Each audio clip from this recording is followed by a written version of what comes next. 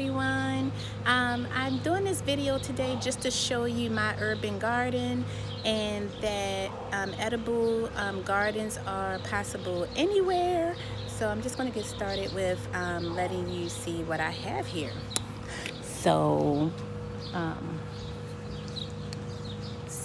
this is my tomato plant. It's a cherry tomato plant.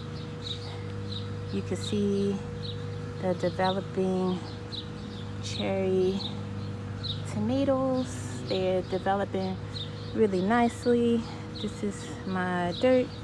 I forgot how many gallons this is, but it's the biggest plastic pot that I can find in like Walmart or Home Depot.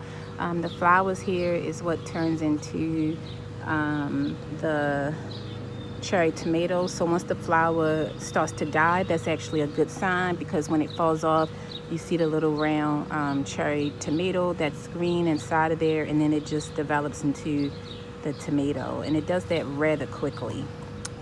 The next is my strawberry and lavender pot. So this is my first time developing the strawberry. So you can see the flower there. That's the little strawberry right there. It's going to ultimately bloom into this, and the flower will die off around it. But I potted that with lavender because I watched a video that said planting lavender with berries helps because it attracts bees, which helps the berries to bloom nicely. It's developing rather slowly, but I was told by a neighbor of mine that the first year they don't bloom as much, but that strawberries do come back, and the following year they bloom like heavily, like a lot more. But this is my first time growing strawberries, so I'm happy to see any strawberries on the plant. And as far as the lavender, I'll be using this like in my baths and stuff like that. You know, it's edible too, obviously. But I'm a big bath person, so I'll probably be using it for that, different things like that. So this is my, which one is this? I believe, oh, this is my green bell pepper plant. This one kind of started off slow as well. I was a little concerned early on. You can see the peppers finally starting to bloom. I mean, it's not a ton, but hopefully, I mean, it's a good amount. It's at least probably 10, but hopefully it blooms into a lot more. I'm just happy to see that it's blooming at all. I forgot the maturity date for these. I think it's a good amount of time. Maybe, is it on here? 75 days. 75 days. And I could show y'all the tags for everything else too. I just did this so you can kind of see, you know, like, you know, what it is, even though I wouldn't likely forget, but just to keep track of stuff. And I'll show you the tomato one, and then we'll get moving to the next. And I got majority of these plants from Home Depot and Lowe's. So this is my red pepper plant. I have two different red pepper plants here because this is another one I was a little scared for. There's a lot of peppers on here. This one is the second one I bought. It was a lot more mature and a lot bigger when I bought it. Not as big as this by far, but it was more mature than this one. This one was starting out pretty slow, like the green pepper one was, and I was, you know, a bit afraid, but it was worse than a green pepper one. So I was a little afraid. So I bought a second red pepper. I thought they were the same, but they're actually different. But I bought a second one just in case, because if the first plant didn't come through, then I would have a backup.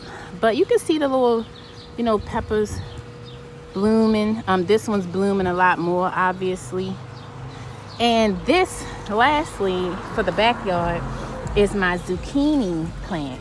And it's weird because just a few minutes ago, all the leaves were wilted. You know, usually I water them about twice a day, all the plants. And today I was like, well, I don't want to overwater, so I didn't water it this morning. And when I came out, I was so afraid because all the leaves had wilted. And as soon as I watered it, within like 10 minutes, they all like reopened up and flourished. But you can see they still a little sad, I guess. But they did open back up and do pretty well. So I'm glad to see that. And I was pleasantly surprised to see zucchini already. Look, look, already. I didn't notice that before. So with the zucchini plants, the flower blooms and then the zucchini grows beneath the flower. So I guess I probably assumed that it was part of the branches and didn't even really notice. Those are new flowers. You don't see the zucchinis started yet, but I guess they're going to come soon. Because I was afraid once the leaves reopened, I was thinking, okay, the plants, the flowers died, and then I saw the zucchinis at the end. So this is kind of a broader view. So that's the zucchini plant. Like I said, it's looking a little rough because it wilted a bit and it just reopened back up after I watered it within the last 10 minutes, but it appears to be doing fine. Red bell peppers, green peppers, strawberries, and lavender, and the cherry tomato plant.